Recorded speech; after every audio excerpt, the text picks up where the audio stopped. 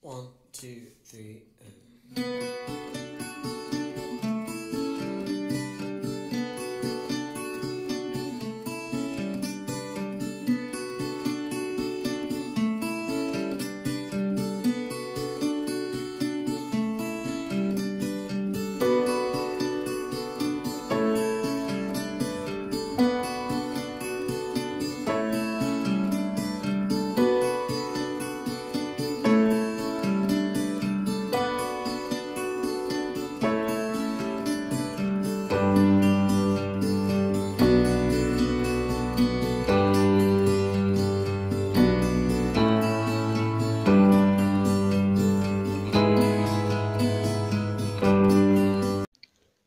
Welcome everyone. I will be showing you how to make danshiki the old-fashioned way. So that is 36 inches to account for a yard, and we also have extra 26 inches. So in total what we have is 3 yards with 26 extra inches. Normally 3.5 yards is 3 yards with 18 inches extra. So that's 1, that's 2, that's 3, and our extra 26 inches. Welcome once again. To start with, we'll take 2 inches from the top. That 2 inches will be responsible for our folding on the top. That folding will actually contain the rubber and also the rope if you want to use rope. Some people prefer to just use just rubber. So that 2 inches will actually contain the rubber and also the rope. It is also responsible for the waistline of this trouser. This trouser is basically called a shokoto. It's like a Yoruba attire, but it is widely used by different people these days. So from that 2 inches line, we'll take our trouser length. Our trouser length is actually 37.5. So we'll just take the exact trouser length measurement from that 2 inches line, which is 37.5. So everything here is actually joined. So the waist is joined. You don't need to attach any waistband. You don't need to attach anything on the downline. So you just take your exact measurements from different positions. Our trouser, the next thing we'll be getting is the folding on the trouser length line. That's the ankle line. So we'll also take 2 inches from that trouser length line all through like that and join with a straight line. So on doing that, we've succeeded in getting our folding for the top and also our folding for the down. The top is actually the waist and the down is actually the ankle.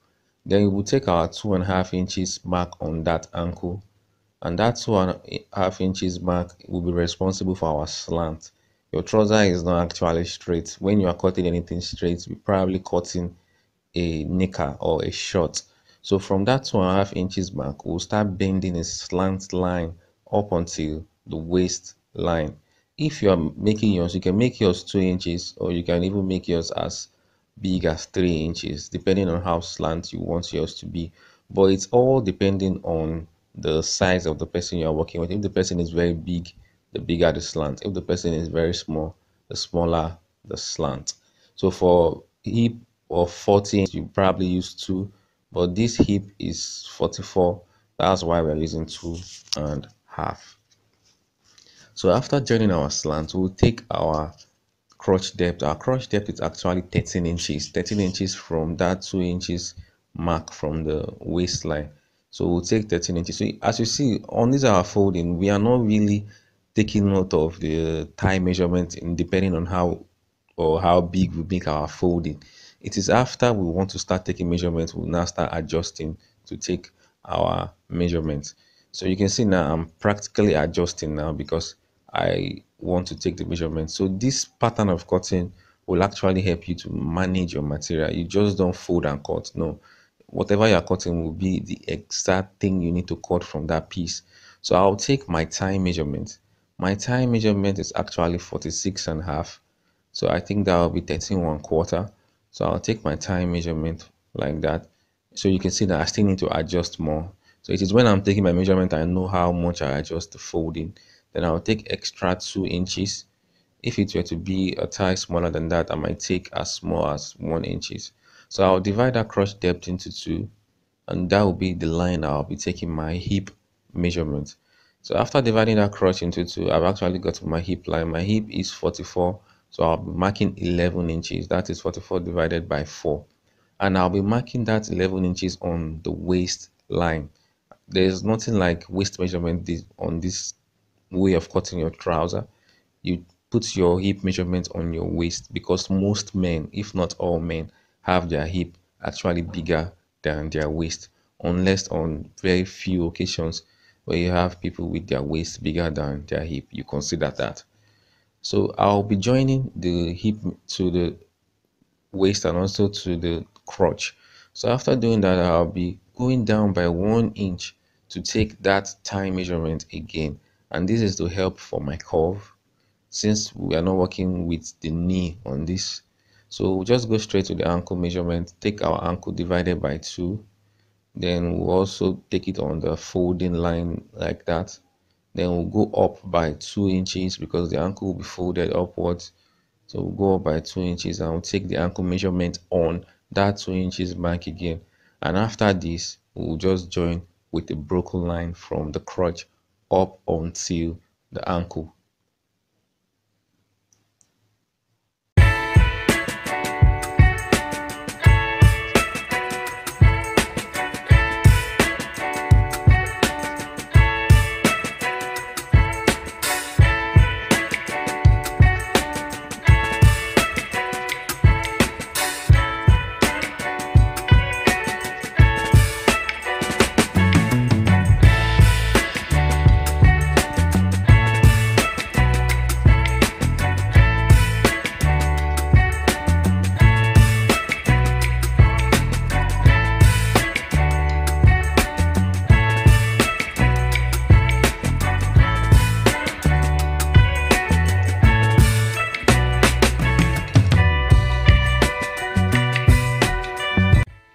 After cutting the front piece of the Shokoto trouser, the next thing is to fold the material into two again to cut the back piece. But this time, all the folding will be about just making sure the smallest distance on the other side is 2 inches. So what we are just trying to do here is fold in a way that the smallest distance is 2 inches. So the side of the material that was used in cutting the ankle will now be used in cutting the waist, and the part of the material that was used in cutting the waist will now be used in cutting the ankle. So you can see the smaller part, which was what was used in cutting the waist part, is where will be used in cutting the ankle now, while the bigger part of the folding will be used for the waist part. So all we're just trying to make sure is that the part on that edge, that's the excess on the other side of the waistline, should be 2 inches. So after all the folding, all the maneuvering and everything, we'll just make sure the excesses on the left side or the upper side is 2 inches and not more than 2 inches. So I think we've gotten something close to 2 inches. We'll readjust and check the excesses. I think we have 2 inches now. So after that, we'll just go straight to the cutting.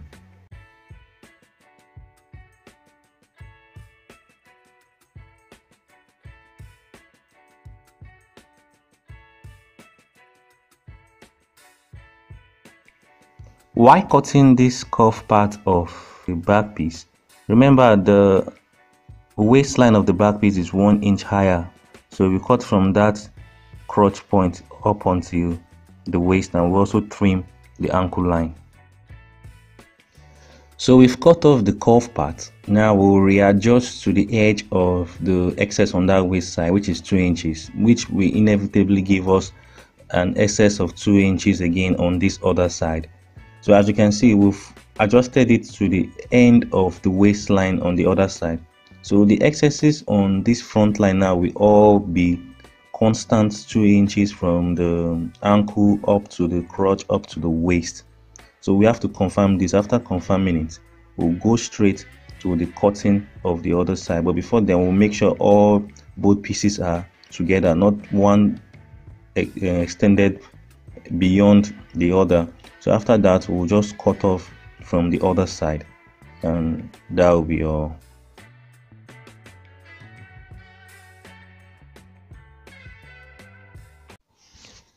So this is the old-fashioned way of cutting a danshiki. When you actually fold the material into two, then you cut it as a result of considering the back measurement and also the length of the danshiki. The back is 9.5, so I cut out a 10 inches for the back, and the length is 37, so I cut out 39 for the length. So before we go to the length, we'll actually consider the slant. So I take ½ inch from the edge downwards like that. I mean 1 inch from the edge downwards like that. Then I make a slant line to the tip of the center. So that is a slant from the shoulder up to the neck. And then I'll cut. Now this I'll measure, or I'll just leave it for now and go to the length. So even if you measure it, you actually see that the deviation is small. It will still be 10 inches. But if I was to go down by, let's say, 2 inches, the deviation will be much. So I'll mark out my danshiki length, which is 37.5 inches. So you can actually leave excesses of 2 for folding, excesses of 2.5, 1.5, depending on what you want. So I'm just chalking this out for you to see what I did here. It's not as if I really needed to do it for myself. I'm just chalking it out for you to see. So this is the centerpiece of the danshiki, the centerpiece, and this is what you'll be taking to your designer for designing. But before you take it to your designer, what you cut out for this front piece, you also cut out exactly the same for the back piece. You will even go ahead in joining both before you take it to the designer. Now this thing I'm cutting out is not the full danshiki. This is just the back downwards. I will still show you how to cut out the sleeve for a danshiki. It is not your normal sleeve. It is the sleeve that goes from your shoulder down to the full length of the danshiki. So this is just what you do. Most nowadays, people cut danshiki like a boo gown. They just cut everything all through, take it to a designer and design it, come back and join it. I think that is as a result of the fact that women are now sewing male clothes and I tend towards sewing male clothes like female clothes. Not saying it is wrong or right, but it is actually a trend, and that is what it is for now. We just have to accept change. So cutting danshiki like a boo gown is actually a change. It is good in the sense that when you cut it like a boo gown, it is not wide from the shoulder downwards like this old-fashioned danshiki is. It is actually fitted. Fitted is actually the reason why those things are like that. So what you see me spreading out now is the sleeve, and I cut out 4 pieces of this thing you see me doing. Now I'm taking ½ inch just to show you what all this start from. This is actually 8 by 39 inches cut. So I took ½ inch from that side, and from that ½ inch mark I'll take 6.5 inches. 6.5 inches is actually the sleeve. When you take your measurement from your back to your sleeve point, that's from the center of your neck, which is your back, and from your back to the sleeve. So the sleeve is 6.5, and I cut out 8 by 39 inches fabric. Now I'm marking that ½ inch downwards all through for you to know that that ½ inch will be responsible for the joining of the sleeve. Now after marking this on every part, which you will see me doing now, what would be left would be the folding of the sleeve. Just like a normal short sleeve, you fold inwards. So what will be left will actually be the folding. All this you will see come into play when we are sewing the danshiki. So I just want you to see what everything stands for, so you will know what we are doing. We actually start sewing. So you just see me doing now is to show you the parts that will be attached to the body, which is the ½ inch, and also the remaining part that will be folded inwards, which is the folding of the sleeve. So the center part is actually the sleeve. So if you want your danshiki to be long, you can make your 7, 8, 8.5, depending on the remaining parts will be folded inwards like this. But it's not just a straight fold from the top downwards like that. There will also be what you call panel. and that will only come into play when we are sewing. For now, there's no need to cut out the side panel.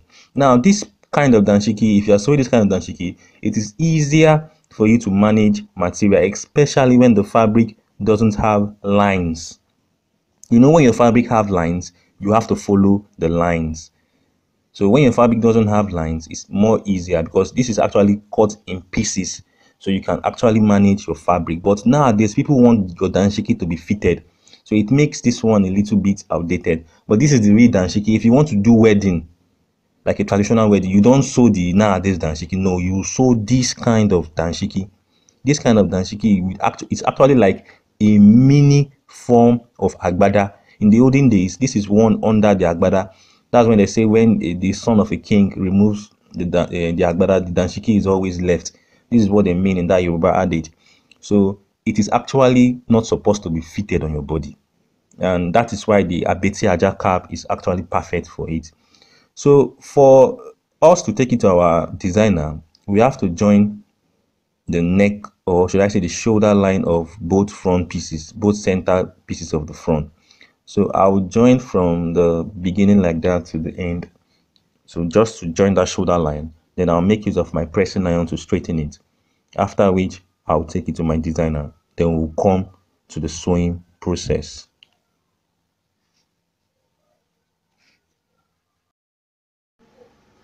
We'll finish sewing the shoulder line. We've also used our pressing iron to give it a good press. The next thing I'll be doing will be to make a straight line on that gator line to the top like that, just to show the phonics designer where the center of the neck will be. So this design for this danshiki will actually be done by phonics designer. There are many types of designers. So this one is particularly for the phonics designer. So inwards, these are the workings, the joining we made. To start with, we'll start the sewing from the trouser. The 2 inches mark we gave for our bending allowance will be vital at this point. So you bend on that line, and after bending, you take a 1/2 inch mark from that 2 inches bended line. Then you mark, and after marking, you make a notch. Then after making a notch, you take the depth of the pocket, which is 8 inches. When I mean depth of the pocket, I mean the entry point of the pocket. So after taking 8 inches, you also make that 1/2 inch mark. And on doing so, you've succeeded in creating your entry point of your pocket to be 8 inches. Now we use 8 inches because this person is actually big.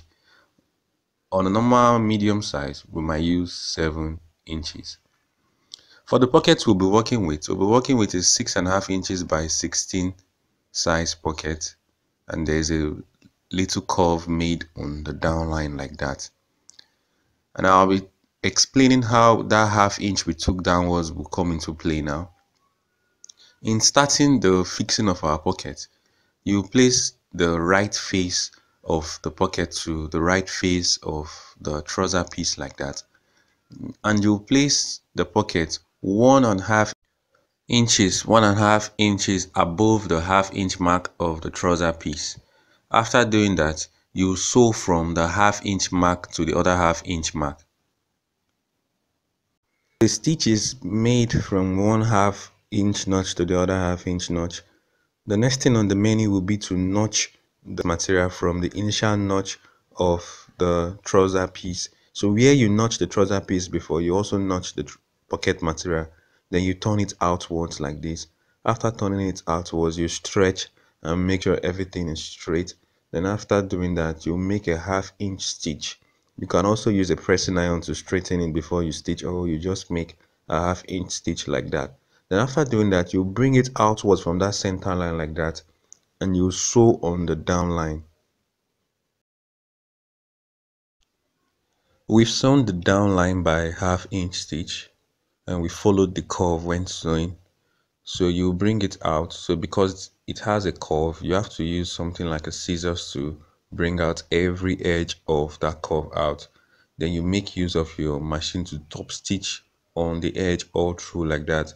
So it's either you top stitch or you make use of your pressing iron to just straighten things like that. you could see the half-inch stitch we also made on the front part. Then after that, the next thing will be to sew the pocket and the trouser piece together on the top part above the pocket and also below the pocket entry point. We've top stitched the downline following the curve. We've also stitched together the upper and the lower part of the entry of the pocket. So next thing will be to join the front and the back piece, so you just place the right faces opposite each other like that, the right face of the front piece and also the right face of the back piece. But in explaining the joining process, I think I will need to turn it the other way around for you to really understand. So we'll start from the ankle part by a half-inch sewing upwards. Now when we get to that notch, that half-inch notch we made for the beginning of the pocket, you will cross that notch by a quarter or half a quarter inch. Then after crossing that part, you go inwards, then you sew upwards. You're going inwards to make sure you don't hold the pocket down, so you sew that piece separately from the top of the pocket. So when you cross that half-inch notch, you're sewing the piece. So you go inwards, you sew the piece to the back piece, then you come outwards by a quarter inch again, then you go up. So it's just basically simple. You start from the downline, you sew up until you get to the half-inch notch for the down part of the pocket. You go inwards, you go up again. When you get to the upper part, you come outwards, then you go up, straight up, just like that. And that's how you join the front and the back piece together.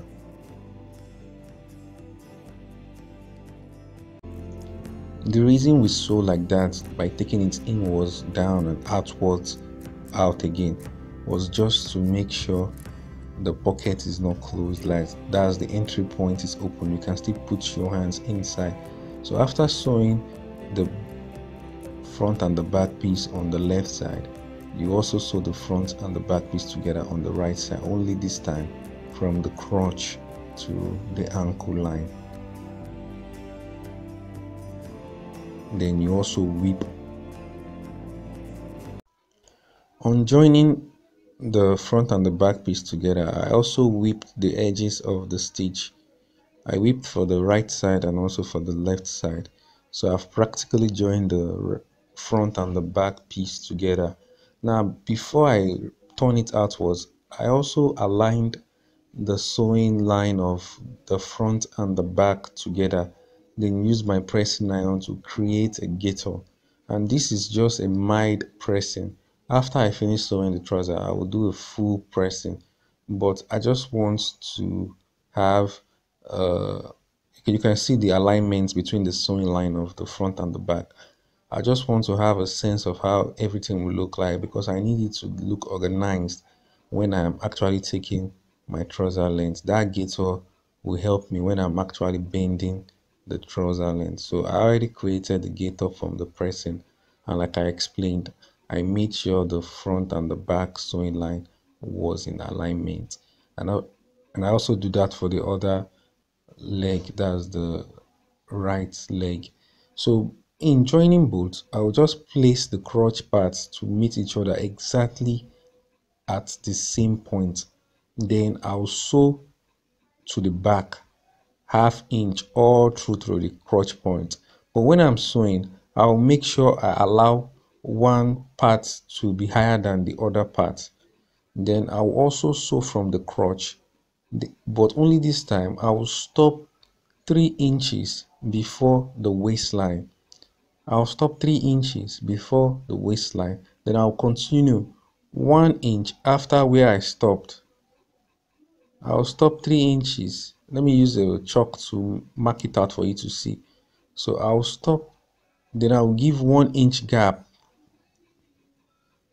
After stopping 3 inches before the waistline, I'll give a 1 inch gap, of which I won't sew anything. Then I'll start from that 1 inch gap and sew upwards. So we started the sewing from the back up until the crotch point. Now if you look very well, you will see that I make sure one part is higher than the other part. So the part in the front is smaller than the part in the back, and this is because the back part will at some point cover the front part. So after I got to the crotch, like I explained earlier, I also sewed to 3 inches before the waistline for the front piece.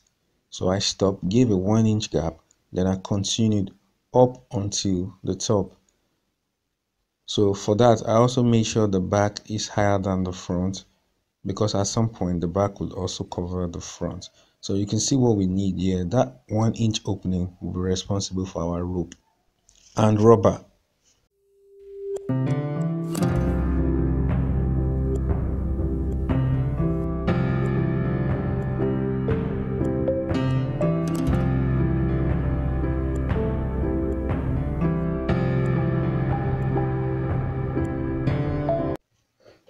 Before the waistline, we have to finish the working of the inner part. And for the working of the inner part, the first thing is to use our scissors to notch the down part of that opening. That's the down part of the 1 inch gap we gave. So you notch it to where the sewing began. So after notching the down part, you open it up like that. So when you're done opening it up, you will make a stitch to hold those openings from one side through the down part and also back up. So you just make it a sewing down from the top like that to hold it down. You go left, then you go back up all over again. And that is just to make sure you can pass your rope or your rubber easily. So after doing that, we'll go straight to the bending part. So from that part downwards, you use the bigger part to cover the smaller part and you sew on the edge. You use the bigger part to roll the smaller part inwards and sew on the edge. So you do like that from that part up until down until the crotch point and up until the back point. That's up until the waist of the back point. So you follow that line straight to the crotch part. You use your scissors to cut off any unnecessary excesses. You turn just like you've been doing. You sew on the edge when you turn. That's, you use the big part to roll the small part inwards. Then you sew on the edge, and you keep doing that up until you get to the waist of the back part of that trouser. Just make sure you are sewing on the edge of the folding you are making. Your folding should not be more than ½ inch. Just make sure you are sewing on the edge. We finished the inner stitching, so you can see that part was held down all through like that, and the top stitching on the edge, you can also see it. Now this would make the inner stitching become double stitches, and we've also whipped along all sides like that. So the inner stitching is double stitching while the outer is just a single top stitching. So after finish working on the inner part, you fold the waistline by 2 inches, and that folding will cover the 1 inch opening we made, and it would also hold down the pocket. So that folding, that 2 inches folding, that you will now fold ½ inch on the side and stitch on the edge like that. That stitching must hold down the pocket, and the pocket must be held down freely. It's not something you force. It must be at a position where it covers it freely. That waistline all through like that, from that opening all the way back to the opening again.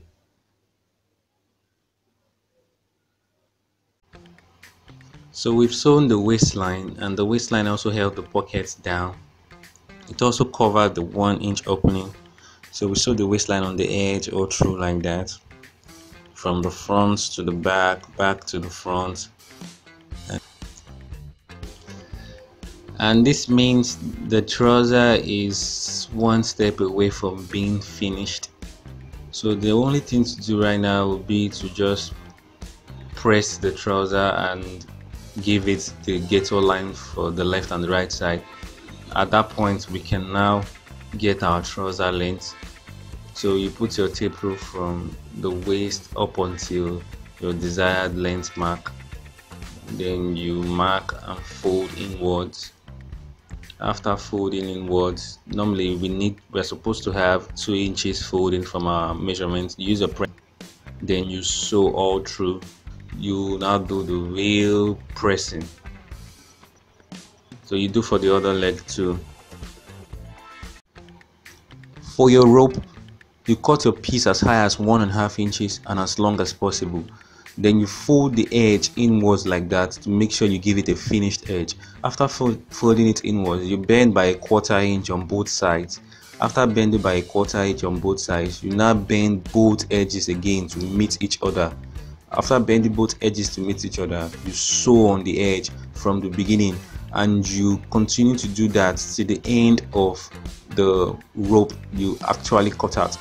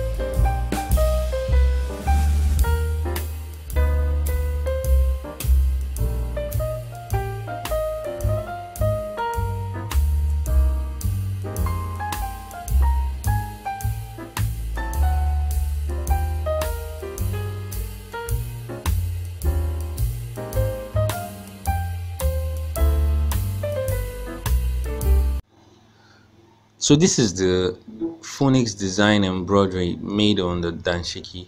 And this is actually based on request, exactly what we wanted. The next thing will be to prepare the sleeve, and after that I'll attach it to this body.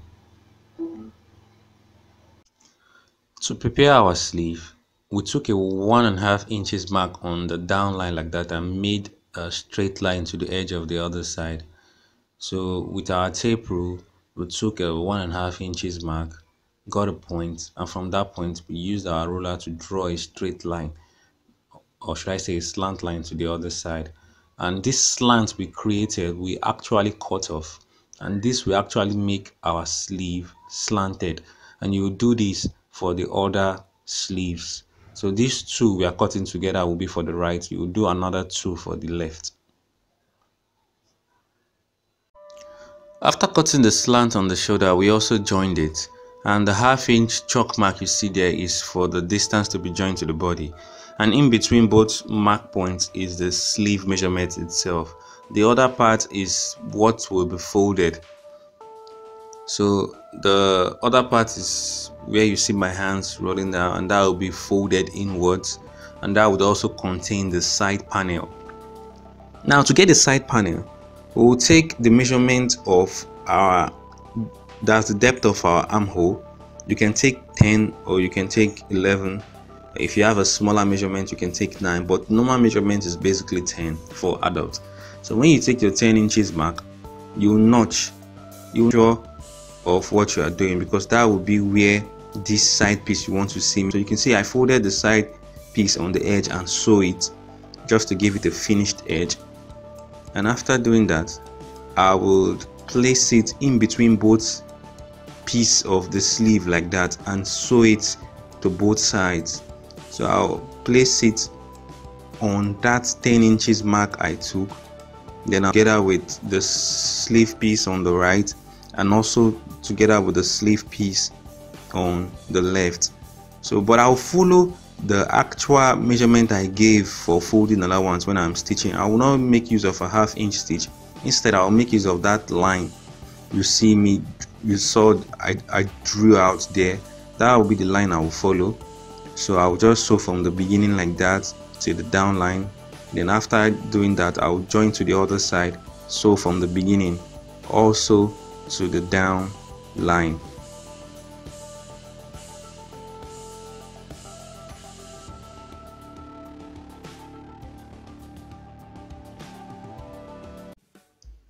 We've actually joined the side panel to the sleeve, following the folding distance we gave on the sleeve, the line we took for the folding distance. You can see what's left in between both joining, and both folding distance will also be what will be for the armhole depth, because that space you gave in between the shoulder and where the side panel actually began is your armhole depth, and you'll be needing to fold that inwards also.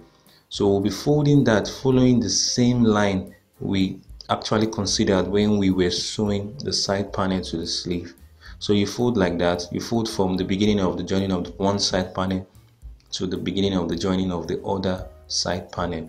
So after folding, we'll be making use of our pressing iron to create a line, a gator line there, so as to solidify that folding line.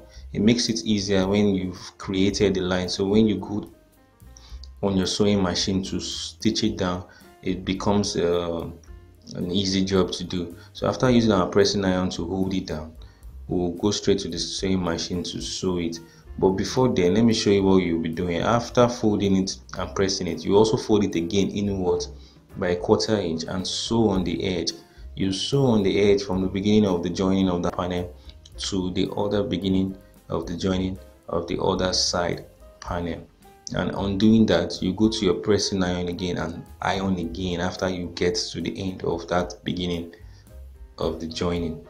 So after you go to the table and use your pressing iron to straighten it out, you will now bring out the center piece and join. You join from the shoulder. The shoulder is actually the center line of the joining.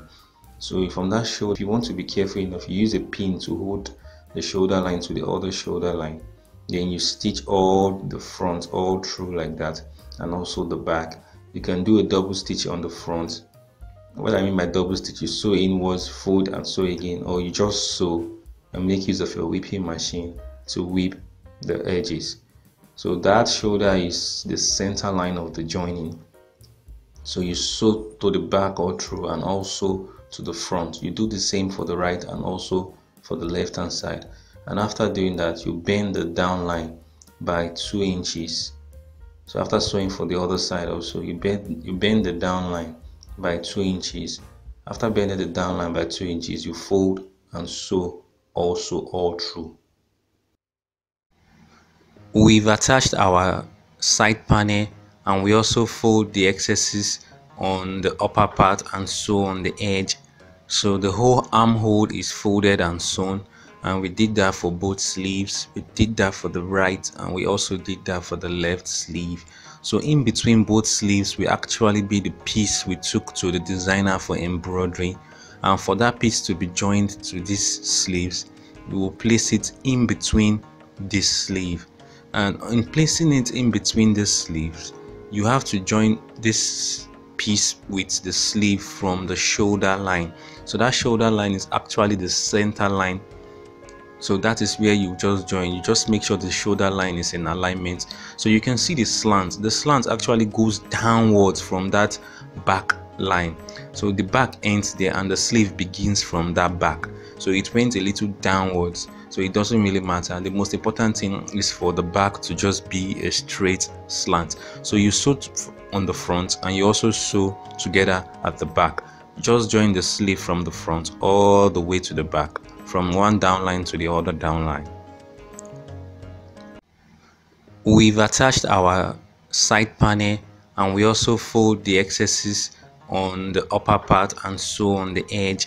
So the whole armhole is folded and sewn, and we did that for both sleeves. We did that for the right and we also did that for the left sleeve.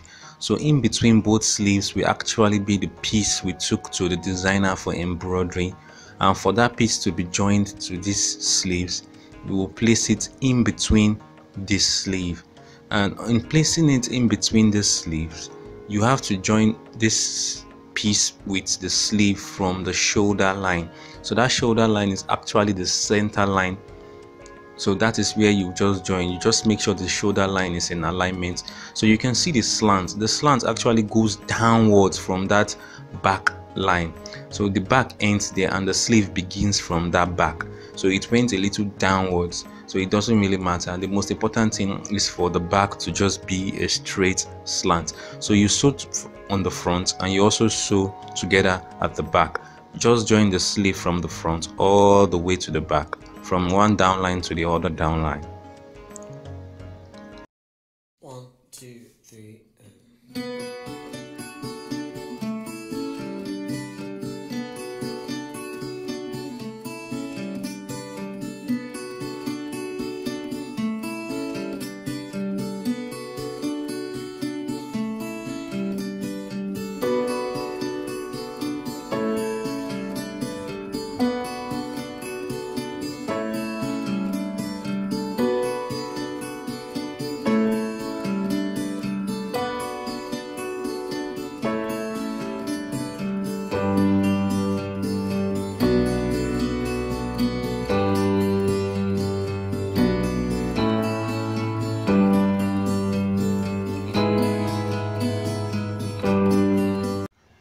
To round up our sewing, we will be creating what we use in fixing our press button. So I added gum stay to a piece like that, folded the top, then I also folded it into two again. Then I'll make a stitch like that all the way to hold it down.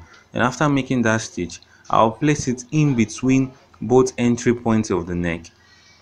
Underneath one part, that's the left part like that, use a matching color of the design to make a top stitch down up until where it ended. Then I'll cross to the other side and that will hold it down. And after holding it down like that, I'll be able to place my press button on opposite sides of the opening like that, on one side and also on the placet I made inside.